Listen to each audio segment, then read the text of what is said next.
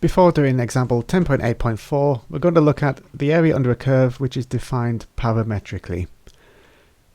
When finding the area under a curve which is given in parametric equations, we need to adjust the formula. Let's just take a moment to consider what parametric equations are in case you haven't studied them yet. It's simply a situation where x and y are both given in terms of a third variable, which we call the parameter. Let's take a quick look at the next example and the x and y equations given there. So x and y here are both given in terms of a third variable, t. T is very common letter used in parametric equations. Theta is often used as well, but it could be any third variable. So in this question, t is the parameter, and again in this question, t is greater than or equal to 0. Now it's possible to draw these parametric equations on the Desmos graphing tool, so desmos.com. And here's how you do it. Enter them like you would with coordinates. So open up some brackets, put the x coordinate in this example it was t, open brackets, 1 plus t, close brackets, and then put the second parametric equation in for y. You then need to specify what values t takes. I've just chosen a big enough number so that it continues quite a long way. If I just put t as 1 in, the graph would only go up to there and stop. So the 100 is just a number I chose to make sure I get plenty of the graph. The question could have said that t is negative. So if I put a very small number in, then we'll see if I zoom out, we actually get more of the graph. But because we've been told that t is at least 0, then it restricts it just to this curve here, which doesn't do much. It starts on the y-axis and then always has a negative gradient heading down to the what looks like an asymptote on the x-axis. So there's no need to be afraid of parametric equations if you haven't studied them yet. It's just x and y both given in terms of a third variable. So when you're finding the area under a curve which is given parametrically, here's how we adjust the formula. Now usually when it's Cartesian, that's just normal x and y are the two variables, then this is the formula we'd use. We'd integrate the equation of the curve, which is what y is, with respect to x, that's what dx is telling us, and the limits would be x values. So that's the Cartesian version. And you've been using this ever since you first did your first definite integral. What we need to do is replace the dx with dx over dt multiplied by dt. This is really just the chain rule. So please take a look at that expression. Notice the dt's would cancel. So really this is just dx, which is important. If we are replacing dx with something that looks a bit different, it's important that it's still actually equal to dx. Otherwise then we've changed it to something new, and that's no good. That was step 1. Step 2, change the limits to t values, or whatever letter is used for the parameter. So putting this all together, the Cartesian version becomes the parametric version. Notice the limits are now t values. So the t value at a is the lower limit. The t value at b is the upper limit. Used to be the x value at a and the x value at b.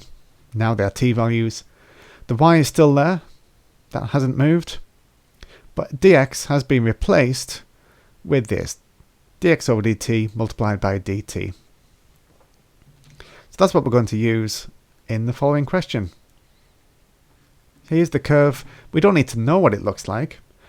I did draw it on Desmos, but we can do the question without knowing what it looks like. So the region R is bounded by C, the x-axis, and the lines x is 0 and x is 2. Find the exact area of R. So if we return to the graph and put on a vertical line x is 2, then we can see the area that we want is this area under the curve between x values of 0 and 2. But once again, we could have done the question without knowing what the graph looks like. So here we go. I'm going to start off with the original version, y multiplied by dx between x values of 0 and 2. That's if the equation of the curve had been given in Cartesian form. Cartesian form is where the only two variables are x and y. That now becomes, so the limits, I'm going to need to work those out in a moment. Y is still there. I'll just scroll down so you can still see the formula above. Then I need to multiply that by dx by dt, which I'll work out in a moment. And then dt, and the limits are going to be t values. Let's work out the new limits. So the limits used to be x is 2 and x is 0. So when x is 2, that means 2 must equal t multiplied by 1 plus t.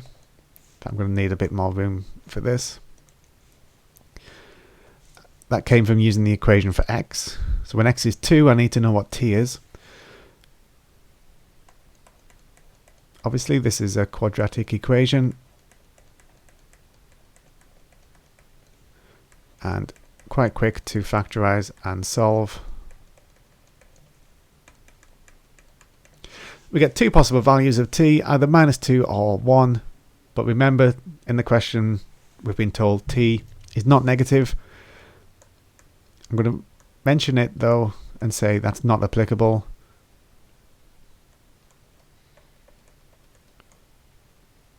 So t is 1. So the limit of x equal 2 has become a t value of 1. Now let's do the other limit. When x is 0, what is t? Well, this time it's already factorized and equal to 0. So that tells us either t is 0 or t is -1. -1 not applicable because we know t is not negative here. So the lower limit has become a t value of 0. Now I need to work out dx by dt.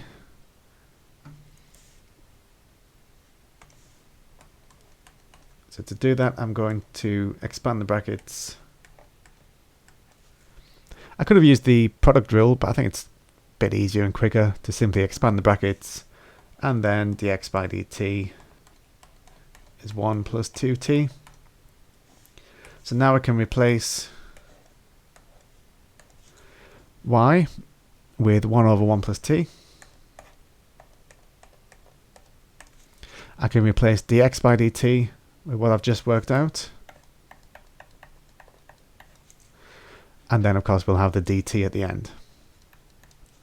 So this is looking good. Everything is in terms of t, including the dt at the end, and the limits of t values as well. So I'm definitely on the right lines. Just going to tidy this up ever so slightly. So 1 plus 2t over 1 plus t between limits of 0 and 1. Unfortunately, nothing cancels because there are no common factors in these four terms. 1 and the 1 and the 2t and the t, except for 1, but 1 is a factor of everything, so don't mention that. But the t is not a factor of the top, it's not a factor of the bottom, so I can't go cancelling any t's. So whatever you do, do not think, oh, we can cancel a t. We cannot. We can only ever cancel common factors.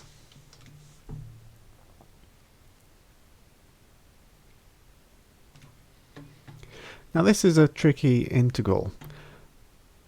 To solve this, we actually, probably the best thing to do is to use algebraic long division, or another approach to get the same end result is to use partial fractions.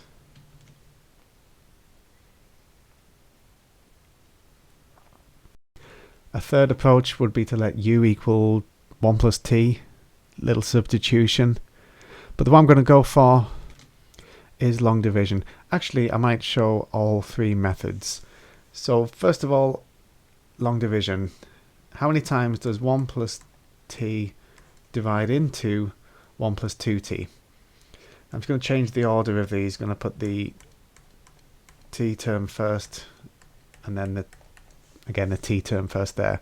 So this is t plus 1 dividing into 2t plus 1.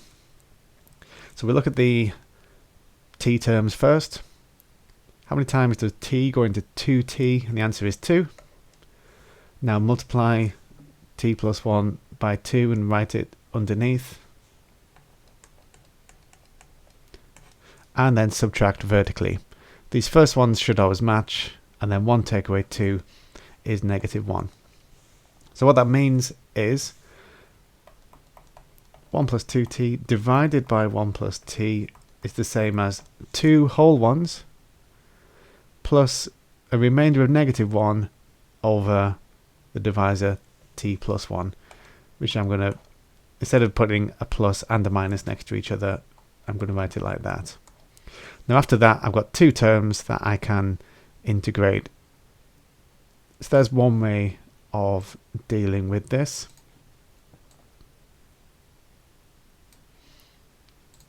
Another way would be to use partial fractions. So another way is to say that 1 plus 2t over 1 plus t will be the same as a constant term. I know that because the numerator is linear and the denominator is also linear. So when you divide them, you will get a constant term plus something over 1 plus t. So it's partial fractions, but it's a bit strange because we've only got one bracket really in the denominator. So using the usual method for partial fractions, multiplying the whole equation by 1 plus t, and then choosing some appropriate t values. So if t is negative 1, on the left I get negative 1, on the right I get just b, and then it's up to you how you find a. We could compare constants on both sides, or we could compare t values, or we could just say let t equal 0. On the left we get 1, on the right we get a plus b, and since b is negative 1, that means a, so I run off the screen, that means a is 2, just like we found with the long division method. Another way, and this uses a bit of a trick, is to force the denominator to appear in the numerator. So this is a bit of an algebraic trick. The denominator of 1 plus t, I'm going to force that to appear in the numerator. So I left a little space in front and a little space after. So now I need to think, what do I need to multiply this bracket by? And then what do I need to either add on or take away after that, so that it still equals what I had before, 1 plus 2t. Well, let's look at the t first. I need 2t. So to get 2t, I'm going to need to put a 2 there. Expand the brackets. This gives me 2 plus 2t. So I've got the 2t, but I only want 1 in the numerator, not 2. So I need to take 1 off. Having done that, I'm now going to split this apart into two fractions. And the first fraction, we get a common factor that we can cancel. And once again, the same result as the other two methods. And just one other way would be to do a little substitution. If we let u equal the denominator, then du by dt would equal 1. So that means du is the same as dt. Change the limits. If t is 1, that means u would be 2. If t is 0, that means u would be 1. And then if we do the substitution, the new limits are 1 and 2. My denominator is now u. And in the numerator, 1 plus 2 lots of what used to be t. By rearranging the substitution, I can replace t with u, take away 1. And then dt gets replaced with du. If I just simplify this, so in my numerator I've got 1 plus 2u and then take away 2.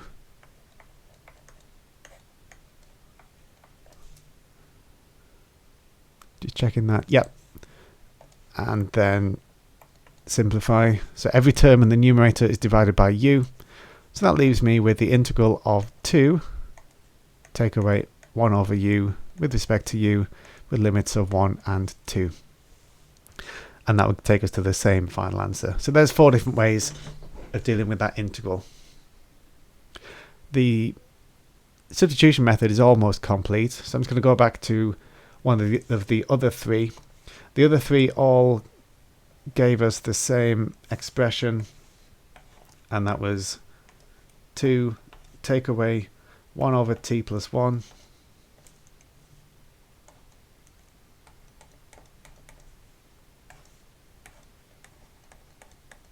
which can be integrated immediately. Integral of 2 is 2t. Integral of t plus 1, well, if I wrote this as a bracket to a power, the power would be -1, and for me that's the signal that we should be trying a log function here. So log of t plus 1. I'm going to check that to see if it's right in a moment. In the meantime, this does not need modular signs in this particular question because t cannot be negative. Therefore t plus 1 also can't be negative, and therefore the modular signs won't make any difference here. So you can put them in if you want to. You can just always put them in every time you end up with a log after integrating, but in this situation they're not absolutely necessary. Let's check if that's right. So if we differentiate log of t plus 1, you get t plus 1 in the denominator, and then the derivative of t plus 1 on top, which is 1. Yep, that means it's correct. So there we go, we have integrated limits of 0 and 1. You can see from the substitution method, we would get the equivalent thing. We get 2u minus log of u. And if you reverse the substitution, which you don't need to do if you're following the substitution method, you'd see we get the same thing. Right, limits in. So the top limit gives me 2 minus log 2. And the bottom limit gives me 2 zeros, which is 0. Take away log of 1, and log of 1 happens to be 0. So this integral, which we didn't have a picture of, or this area rather, which we didn't have a picture of, turns out it is exactly 2 take away the natural logarithm of 2. Now we always try and leave answers exact in A-level maths, unless told to do otherwise. This question did use the word exact, find the exact area, so don't do any rounding. So 2 take away log 2 is the answer. And that concludes this example.